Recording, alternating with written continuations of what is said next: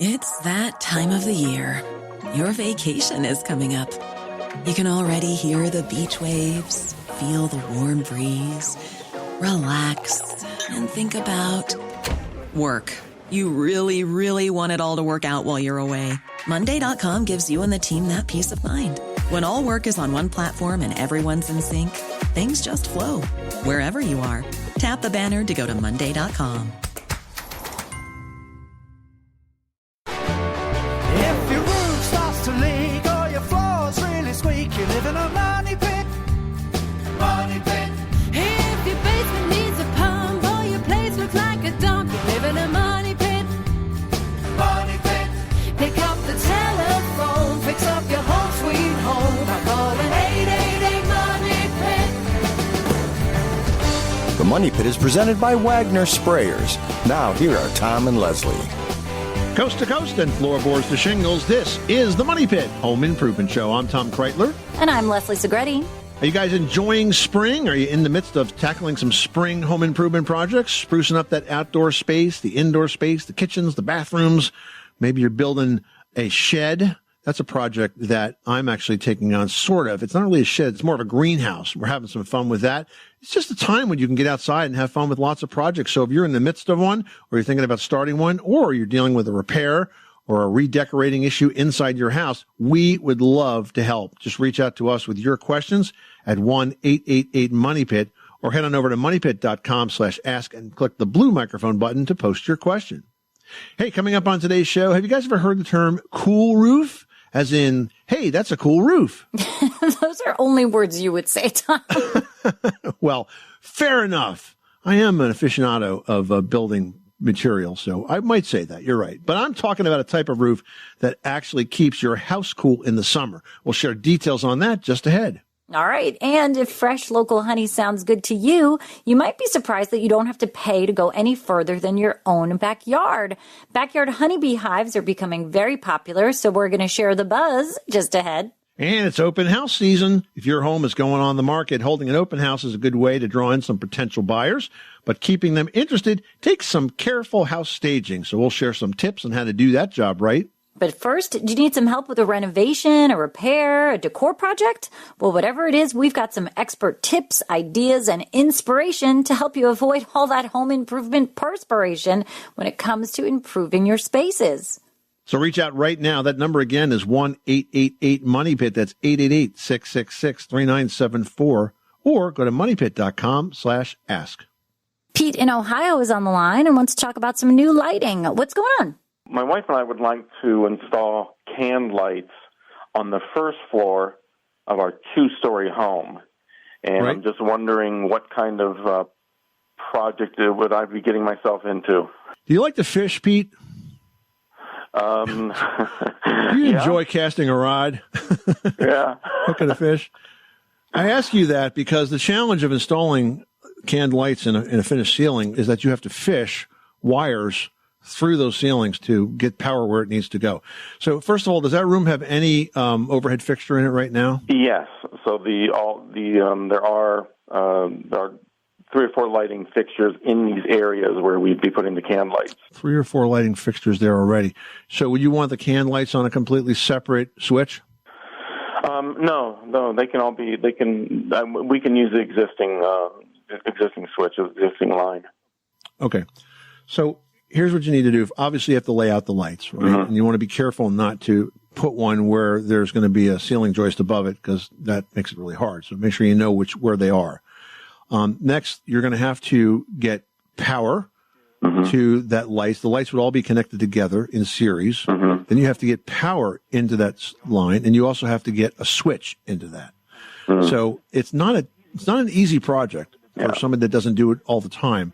Electricians know the tricks of the trade and can assess it pretty quickly and know kind of what to expect. So that, I would not consider that a very basic electrical project. It's more of the advanced state.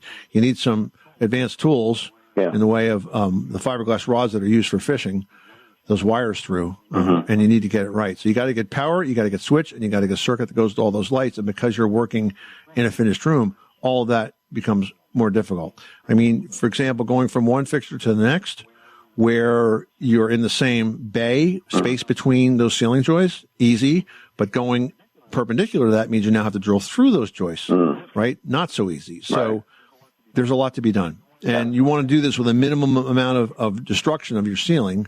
So this might be something you really ought to hire a pro for. All right.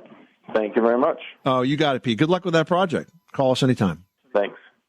All right, time to talk cedar siding with Lynn in New Hampshire. Tell us what's going on. I have a house that the town says was built in 1750. Oh, cool. And I don't know how long old the siding is. I purchased it in 2009, and the siding was old then. Okay. I did have it washed and bleached to get all the little stuff that was growing on it off. And I was thinking this year that I would protect it with something. I remember my dad saying to use a cuprinol, but someone else said I didn't need anything. But I thought I would check and see what you thought on how I should preserve it. Sure. So first of all, cuprinol is a fine product as a wood preservative, but I don't know how much UV protection it has in it, and that's really what we want to do here. Yeah, cedar is naturally resistant to insects, but it's not resistant to the sun, and so if you expose it, the cedar's shingles will crack and split. So we do want to protect it. So I'll give you two options. If you just want to put something that's totally natural on it that doesn't change the color at all, you could do boiled linseed oil. Boiled. Make sure the linseed oil says boiled, because if it just says linseed oil, it won't dry. But for example, I have cedar shingles on the house that I live in, built in 1886, not the original cedar shingles, but we put them on new about 30 years ago, I think, maybe 40 years ago, and I didn't have to touch them for 20 years. The linseed oil did such a good job protecting them. It didn't really change the colors or anything, and it worked really, really well. So that's one option. The other option is if you want to have if you want to stain them, you would use a solid color stain, but you would use a primer first. So generally with cedar, we recommend an oil-based primer because the tannins in the cedar can break down the bond between the paint and the shingle itself. So by priming it, it seals in the tannins, and then you use a solid color stain. Now, stain comes in semi-transparent and also solid color. I never recommend semi-transparent because it has less pigment in it. Solid color is still going to let you see the grain of the wood, but it has more pigment, and hence it lasts longer. And if you do it that way, you'll probably have stain that lasts you a good 10 years. So those would be your options, either to do boiled linseed oil or to do solid color stain on top of an oil-based primer. Right. Well, that's 2 steps. Doesn't sound as good to me as the 1 step for the 20 years. Well, yeah, okay. I mean, it's 2 steps, but it's 2 steps for a purpose. The primer is an incredibly important material in painting. Everybody loves to skip the primer step, and they pay for it because the paint doesn't last and it peels off, and then it gets really expensive.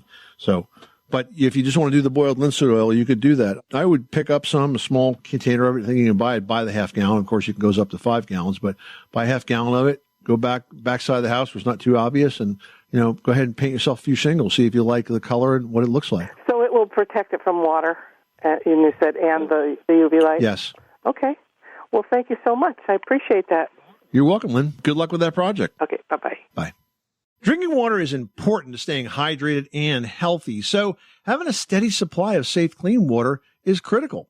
But according to research by the Environmental Working Group, 3 out of 4 homes in America have harmful contaminants in their tap water. That's why we're thrilled to be working with AquaTrue. AquaTrue purifiers use a 4-stage reverse osmosis purification process, and their countertop purifiers work with no installation or plumbing. It removes 15 times more contaminants than ordinary pitcher filters and are specifically designed to combat chemicals like PFAS in your water supply. AquaTrue's proprietary purification technology is independently tested to remove over 80 of the most harmful contaminants, including chlorine, fluoride, arsenic, PFAS, nitrate, and many more. In fact, when I compare AquaTrue with my old water filter, I can definitely taste the difference.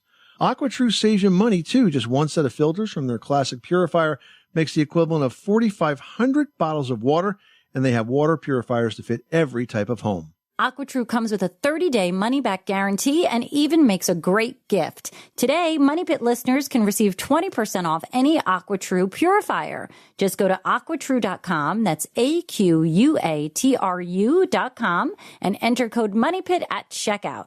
That's 20% off any AquaTrue water purifier when you go to aquatrue.com and use promo code MONEYPIT, MONEYPIT. Hey there. We hope you're enjoying this episode of our podcast. If you are, you know what would totally make our day is if you leave us a 5-star review on Apple Podcasts. Absolutely. Just go to moneypit.com/review and let the world know how much you enjoy our home improvement tips and tricks. And you might even win a copy of our book. We've got Rochelle from Delaware on the line who's dealing with a crack in the floor. Tell us about it. Welcome. Hi, Leslie and Tom. It's so great to hear from you. I purchased my home about 14 years ago, and when I purchased it, the inspector said that there was a slight crack in the concrete slab that my house sits on. So over the years, the crack has probably gotten wider. So there is a dip in my kitchen floor. I had a contractor come out, and he said that they would be able to put foam into the floor and level the floor out. So I'm trying to find out if there are any other options that I have to correct this problem, because it is it's very annoying, and I'm concerned as the years go by that it's getting wider. So that's where I'm at. All right. So a couple of things come to mind. First of all, this contractor that you talk with, was he talking about trying to level the floor or just adding like a floor leveling compound to sort of smooth out the dips that are there now? He's talking about adding a foam solution where they would they would inject it into the floor, and it would fill the cracks where the slab is cracked at. And he said that what that would do is it would level the floor out eventually. And it's really pricey. I mean, he wants $5,000 to do that. No. Yeah. You don't want to do that. So listen, what really bugs me about these guys is they're talking about serious structural issues for which they have zero education typically. And he's talking about using an injection system where you basically inject underneath the slab and try to lift the slab. And that's not always the right thing to do. It might be that all you need to do here is use a floor leveling compound, seal the crack for sure so no water gets in, but use a floor leveling compound to flatten out that kitchen floor before you put a new floor down. And then you won't see it. It'll be underfoot. But if you really want to know what's going on and you really want to know how to fix it the right way, don't call a contractor, call a structural engineer. Have it inspected by an engineer. The engineer will be able to determine whether or not this is active and then that's continuing to move, or inactive, in which case it's really a cosmetic issue. And most importantly, if it does have to be fixed, the engineer will specify exactly what has to be done to fix it. At that point, you can call contractors and say, essentially, I want you to follow my engineer's recommendation to make this repair, and get prices. You'll be able to compare apples to apples because they're all selling you the same thing. And then the last thing you do is after the repair is finished, you have the engineer come back and basically document that it was done correctly. And in this way, if you ever sell the house in the future and that comes up, you'll be able to show that you have sort of a pedigree on this. You identified the problem. You had it inspected by an engineer. They told you what to do. You hired a pro. They fixed it right. Here's the proof that it was done right, and no issue. Thank you so much. I love your show. I listen to you guys every Saturday, and thank you so much. I really appreciate your feedback, and have a great day. Thanks very much, Rochelle. And by the way, if you could go to our podcast and leave us a review to that effect, that would be totally awesome. We're on all the different podcast channels, or just go to moneypit.com/podcast, and you can choose whatever your platform is and walk you through how to do that. Thanks so much. Take care now. I'd be happy to do that. Thank you so much, Tom and Leslie. Have a great day, and thank you very much. You're welcome. Well, cool roofs, also referred to as white roofs, have special coatings and colors that will reflect the sunlight and then emit the heat more efficiently than a traditional roof, thus keeping it cooler in the sun. And according to the Department of Energy, cool roofing technologies can be implemented quickly and at a relatively low cost, making it a fast-growing sector of the building industry. Now, according to Energy Star, Americans spend about $40 billion annually to air condition their homes. Traditional roofs absorb 90% or more of that incoming solar energy. So the higher the roof temperature, the harder the air conditioning system has to work to keep those interiors cool. Now, in contrast, cool roofs can substantially reduce the roof surface temperature, sometimes by up to 100 degrees Fahrenheit, and thereby that reduces the annual air conditioning use by as much as 15%.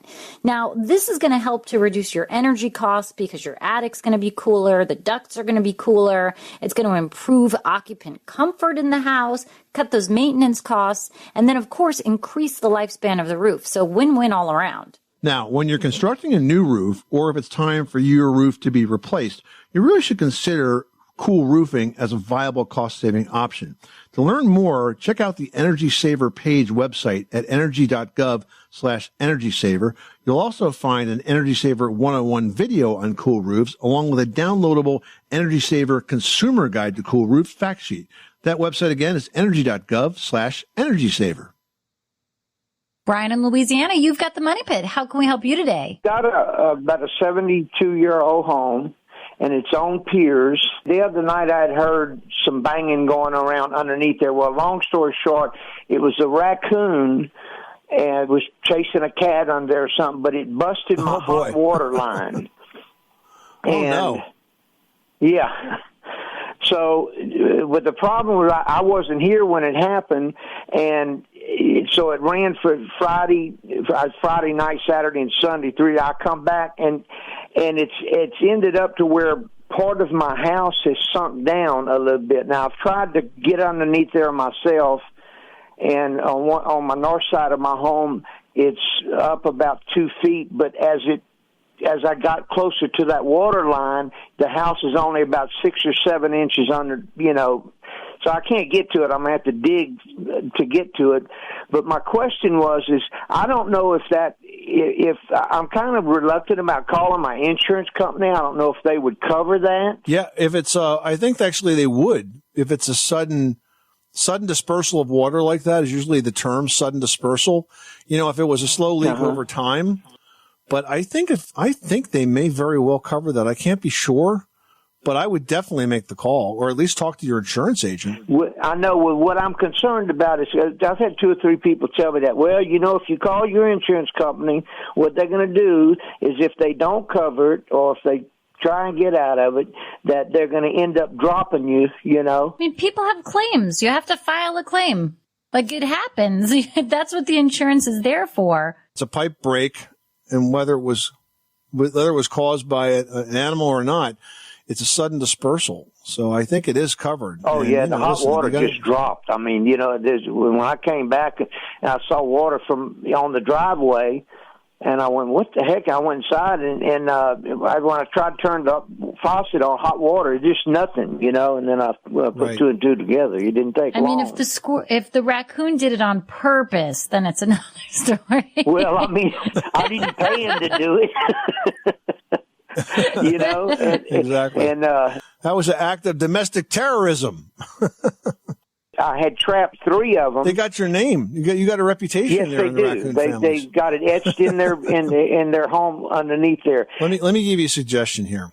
Okay, because please. You have such a mess and you have so many things have been affected by this. What you might want to do is hire a public adjuster. Now, a public adjuster works for you. They file the claim on your behalf with the insurance company, and they don't miss a thing.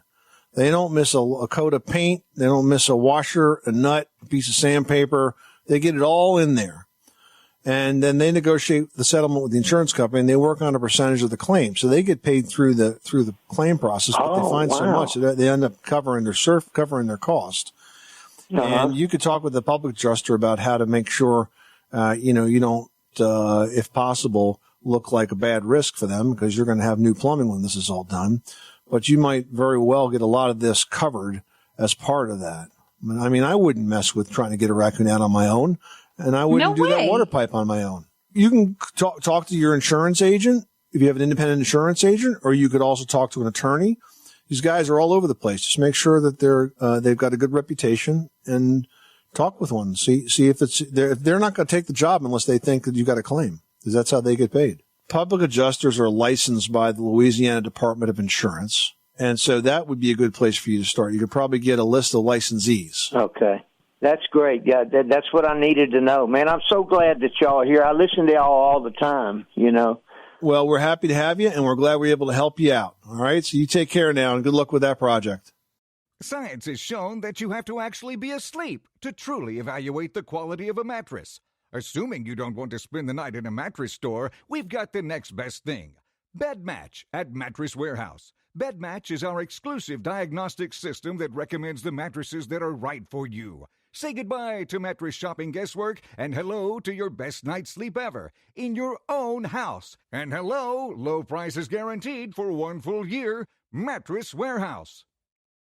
All right, we're heading out to Michigan where we've got Mary on the line who's got a water problem. What's going on? Well, we got a big puddle of water in the basement. I called over 3 people for estimates, and one of them was very high. It was like 80,000. I said, yeah, don't let the door hit you on the way out.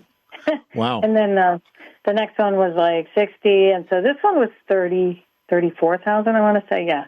But he said that my walls were shifted 1 inch and that right now I don't have to do the work, but they're not going to stop, shifting. And this house was built in the late 70s. It has good bones. Mm-hmm. I really do think so. Did you see any evidence of movement? Did you see cracks or a wall was out of level or anything of that nature? I didn't see it visually, but there are cracks in the wall. That's pretty typical. Are they horizontal or vertical cracks? Vertical. Did you hire this guy for $34,000? Yeah, because I asked him, I said, so first it was just the walls, and then he said, well, your water problem is, you need to do this. So, yeah, they dug the whole corner, like I want to say 70 feet. 70 running feet. That's what they charged me for. And so while they were there, I said, there's a crack at this window, and he said he can probably temporarily fix that. And I said, well, how about if we put an egress window? So they did the egress window, and that alone was $8,000 because they had to dig on the outside. And, and so now that's an exit for me out of the basement, which, I can use it to finish the basement in the future. Right. But I feel like the whole wall thing was a sham. And then they recently reached out to me and said, hey, let's make an appointment to come out and inspect. And I said, whoa, inspect what? You guys guarantee your work, don't you? You said you guarantee your work for, it looks like something like 20 years. And they're like, yeah, but we have to come out and inspect in case there's debris and stuff to clean up. And I said, do you charge for that? They're like, yeah, $150. I said, no. So my 2 cents based on what you've told me is that these guys are shameless. And unfortunately, they're the least shameless of the 3 contractors you talked to because the first guy started at 80,000. But the truth be told, let me just ask you one qualifying question. When did the basement flood? Was it after rainstorms, heavy rain?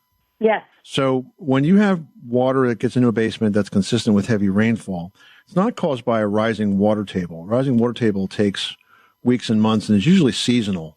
And so if you have a rising water table, that's the reason you do the type of repair that these guys did, which was to dig out the foundation perimeter, lay in drainage pipe, probably have it pointed towards a sump pump. And then, when that pump fills up, it collects water and pumps out. They always tell you that this is going to protect your walls. What they don't tell you is that the reason the walls are potentially damaged or become weak is because you have all that water that collects at the foundation perimeter outside your house, and the soil around those walls is very wet. And so when it freezes, it pushes inward and causes those cracks. Or it loosens the soil and causes a shift. And guess what? That did not change 1 iota by virtue of the system that was put in. If you think about it, the water has to go past there to get to those drains, right? So you're not intercepting it before. You're letting it run past. So while it's unfortunate that you had this done, I don't know, maybe some folks will see it as a positive if you go to sell the house. But what I would tell you is this. Make sure that you are taking care of the essential drainage issues outside, which are always, number one, the downspouts. The gutters have to be clean. You have to have enough gutters based on the square footage of roof. You need 1 spout for every roughly 600 to 800 square feet of roof surface.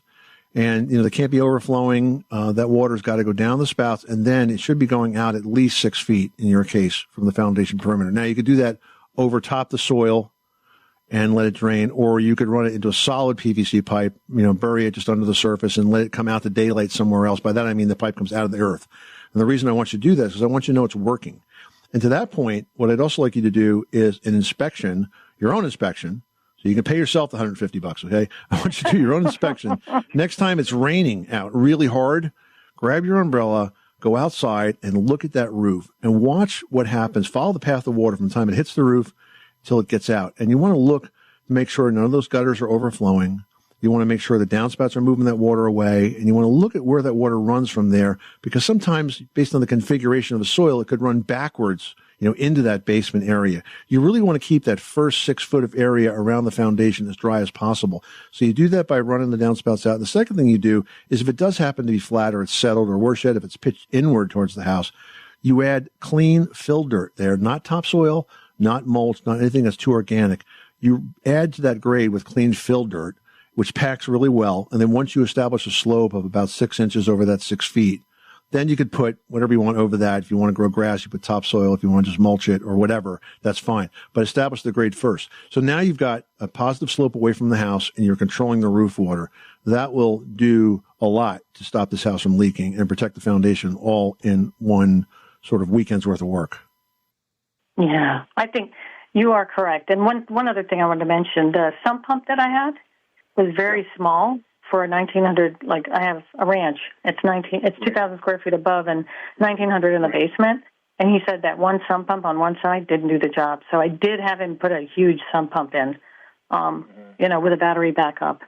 And so is the water still coming in to is the sump still running mostly after heavy rain? Yeah. It's predictable. It's very predictable. Yeah. Yeah. Now I feel stupid.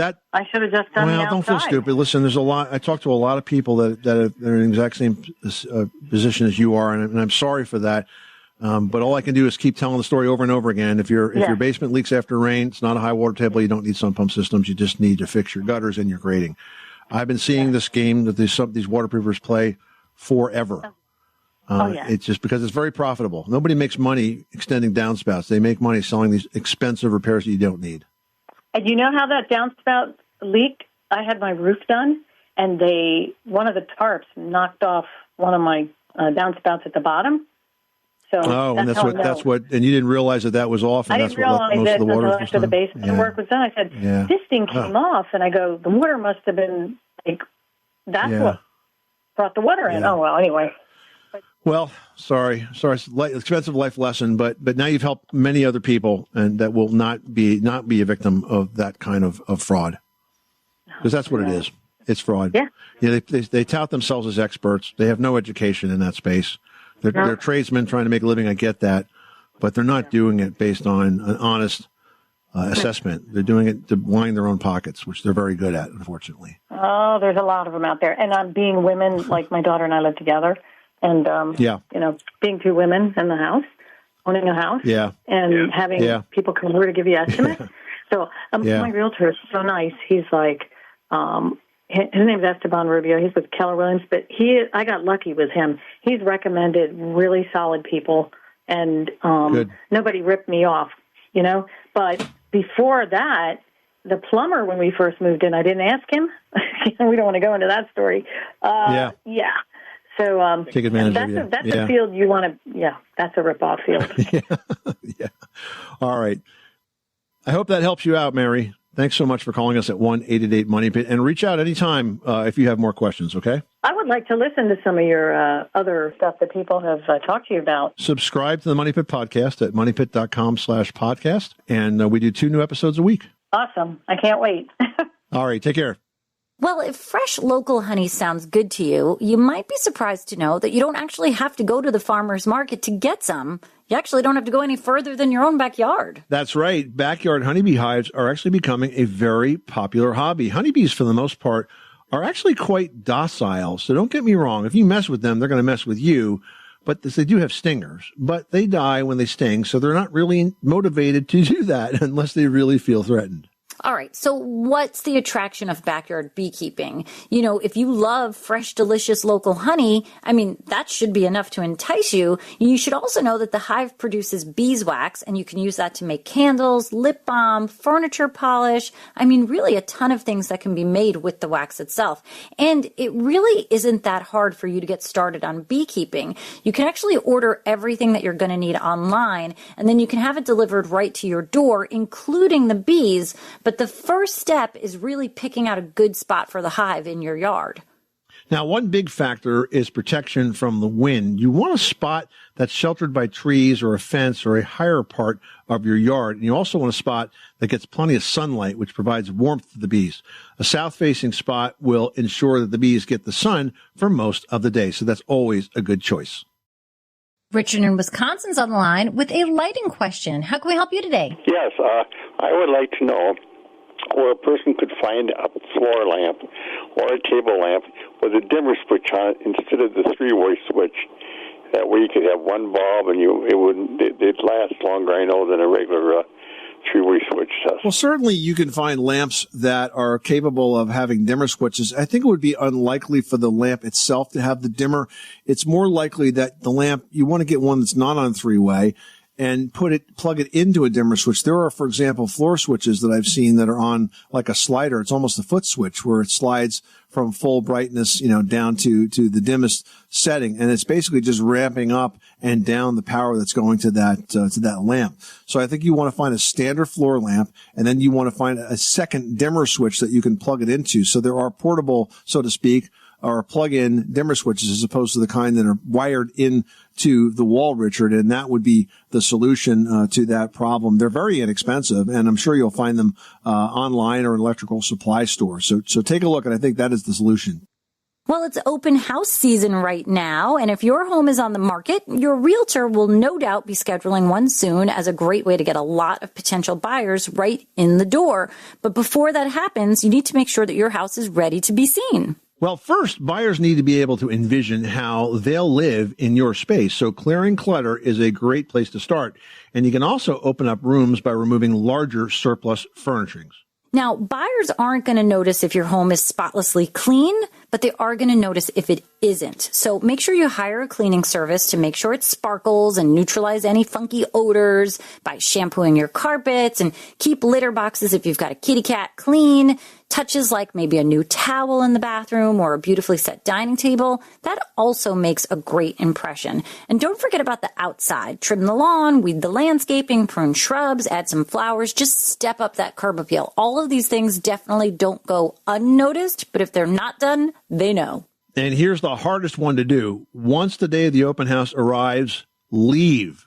Leave. Go out the front door. Don't turn back. Get in the car. Take a drive. Buyers will ask more questions and take more interest if you're not sort of hovering around. And your realtor can highlight the positive features of your home without you in the background. So it's a much more genuine approach. So don't be there for the open house.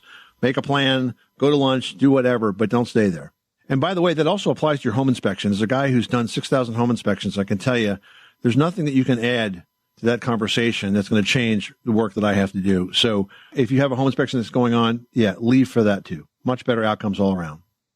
Jenny wrote into Team Money Pit and asks, I'm remodeling my bathroom and I just found a beautiful clawfoot tub that I absolutely love at a recycling center.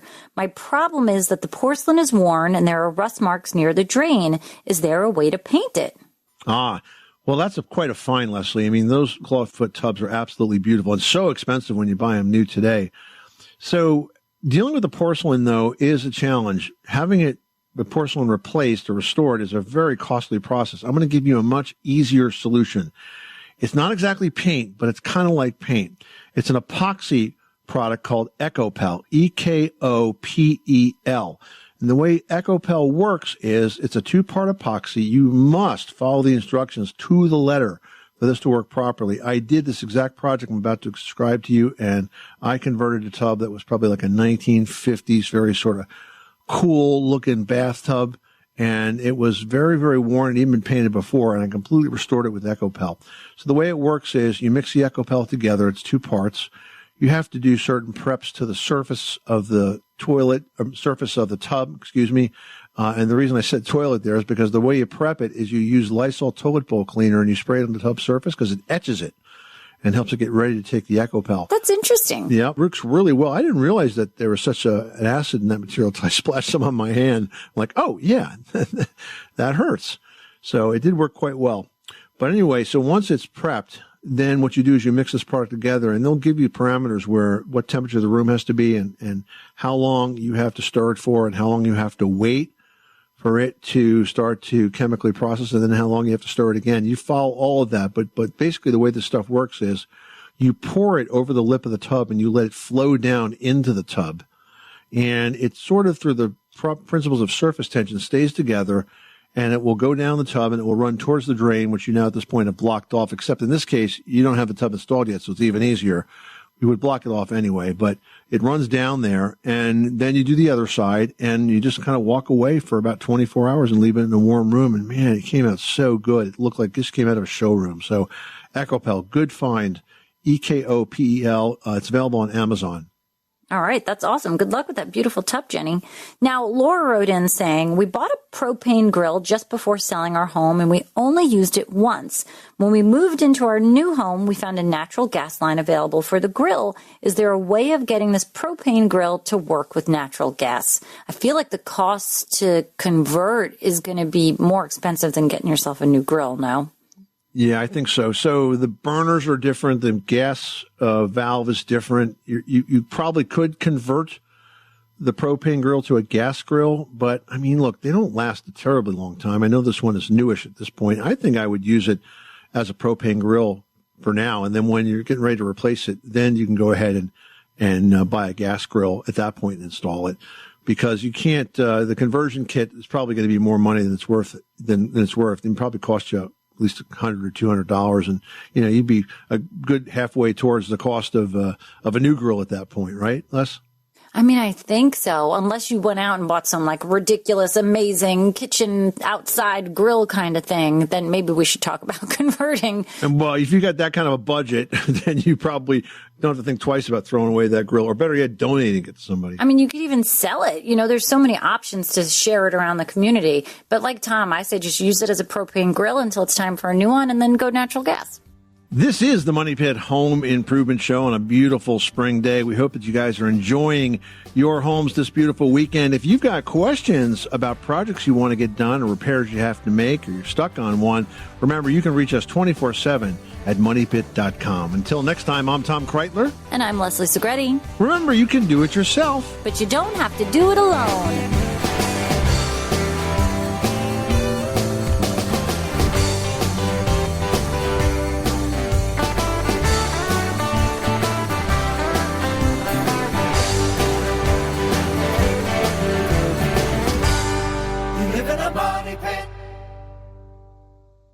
This is the story of the one. As head of maintenance at a concert hall, he knows the show must always go on. That's why he works behind the scenes, ensuring every light is working, the HVAC is humming, and his facility shines. With Grainger's supplies and solutions for every challenge he faces, plus 24/7 customer support, his venue never misses a beat. Call quickgrainger.com or just stop by.